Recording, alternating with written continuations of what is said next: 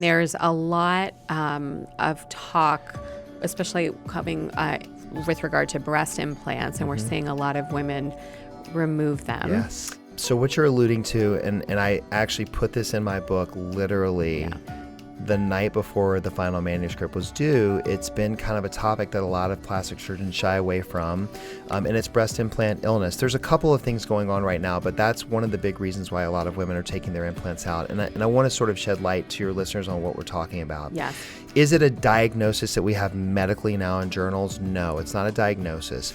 But what's happening is there are a lot of women who have started to, either a couple of years or several years later after having implants, and some immediately, started to have the brain fog, malaise, joint pain, thyroid issues, a lot of things that sound very autoimmune. And so after going through a full medical workup and not really being able to come up with anything else that would point to why they're all of a sudden having all these problems, a lot of women are pointing to their implants. And so there's been this huge movement of removing implants. Yeah. And so I want to be clear about my position on all of this. I, as a scientist and as a physician, would be stupid to say that it's not possible that implants are making some people sick. Possible.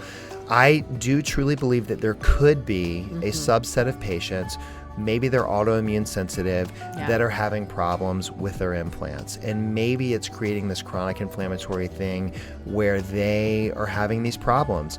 A lot of them are taking them out and not getting better. Right. A lot of them are taking them out and getting better. Right. What I tell and I coach my patients about in the clinic is that there is an estimated about 35 million women with implants. And there's it's a lot of women. And Wow. there's 80,000, 100,000, however many that feel that they're making them sick. What I tell my patients is we don't have a defined medical diagnosis. We do have a lot of people that say that they're being ill from their implants. We do not have a test. We don't have a test that can tell me who is potentially at risk. Right.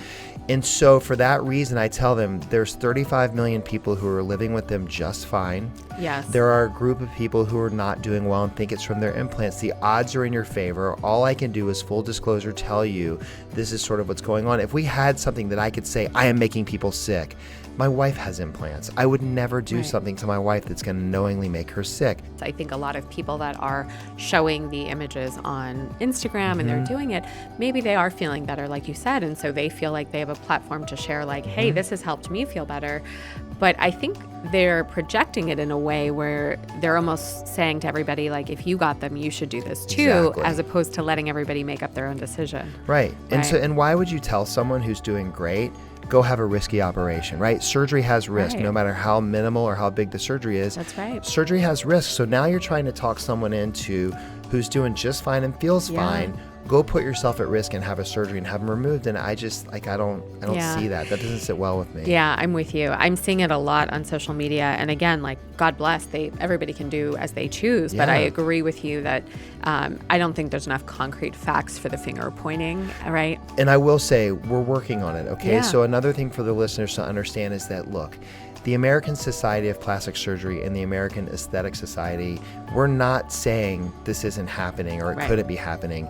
In fact, now we're actually working with the FDA. We have task forces in place where we're sending our representatives to work with the FDA to figure out, is there something to this? Because this, by the way, this happened with Dow Corning way back when the first implants came out, way back early on in the 70s or whatever.